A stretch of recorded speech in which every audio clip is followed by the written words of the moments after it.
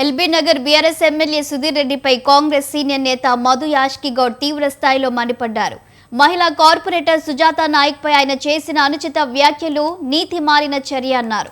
ఆలస్యం చేయకుండా పోలీసులు వెంటనే అరెస్టు చేయాలని, అతనిపై చట్టపరంగా చర్యలు తీసుకోవాలని మధు యాష్కి గౌడ్ డిమాండ్ చేశారు. మహిళల పట్ల ఏమైనా గౌరవం ఉంటే వెంటనే కార్పొరేటర్కు క్షమాపణలు కోరాలన్నారు. రాజకీయంగా ప్రజలు బుద్ధి చెప్పే రోజులు దగ్గరలోనే ఉన్నాయని హెచ్చరించారు.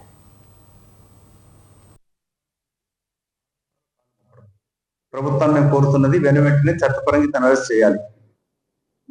ఎస్సీ ఎస్టీ అట్రాసిటీ కేసు కింద ఎల్బీ నగర్ ఎమ్మెల్యే సుధీర్ రెడ్డిని అరెస్ట్ చేసి తీరాల్సిందే. ఎలాంటి చట్టపరంగా ప్రొటెక్షన్ లేదు. సాక్షాత్ హైకోర్టు కూడా ప్రొటెక్షన్ ఇవ్వలేదు. రెండవది, తెలంగాణ సంస్కృతి ఆడపడుచుల కాలు మొక్కడం. ఆడపడుచు లాంటి సోదరి సమానమైన సుజాత గారిపైన చేసిన నీ అనుచిత వ్యాఖ్యలకి నీకు నీతి, నియం, సిగ్గు, శరం ఏమైనా ఉంటే రాజకీయాలలో పట్టింపులు కాకుండా నీ అక్రమాస్తు అవినీతితోటి విర్రవీగకుండా సోదరి సుజాత కాలు మొక్కి క్షమాపణ కోరుకో. అన్కండిషనల్ అపాలజీ నువ్వు చెప్పాల్సిందే. ఇది మా మొదటి డిమాండ్.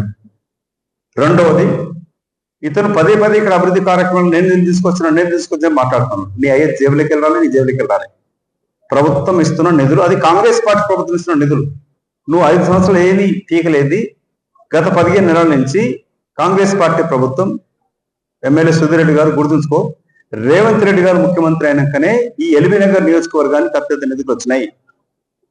33 నెలల నుంచి అస్తనాపురం లేక చెంపపేట లేక ఇక్కడ వనస్థలపురం ఉదాహరణ తీసుకుంటే కూడా నువ్వు పార్టీ అభివృద్ధి కొరకై పార్టీ మారిన నువ్వు, లేక నిజంగానే అభివృద్ధి కొరకై ఆశించి బీజేపీ పార్టీ పెట్టి కాంగ్రెస్కి వచ్చిన సోదరుడు వెంకటేశ్వర రెడ్డి గారి యొక్క వనస్థలిపురం నియోజకవర్గానికి డివిజన్ గమనిస్తే 9 కోట్లు ఆల్రెడీ శాంక్షన్ అయిపోయి ఇంకా 400 కోట్లు ఇవాళ శాంక్షన్ అయి ఉన్నాయి. అంటే ఇది ఒకటే మీకు ఉదాహరణ ఎన్ని నిధులు వచ్చినాయి అనేది. అందుకే పదే పదే రూల్స్ ప్రకారంగా ఎమ్మెల్యేకి ప్రారంభించే అధికారం లేదు. ప్రారంభోత్సవం జరగాల్సింది as per the rule by the in charge minister. ప్రభుత్వాన్ని మేము కోరుతున్నది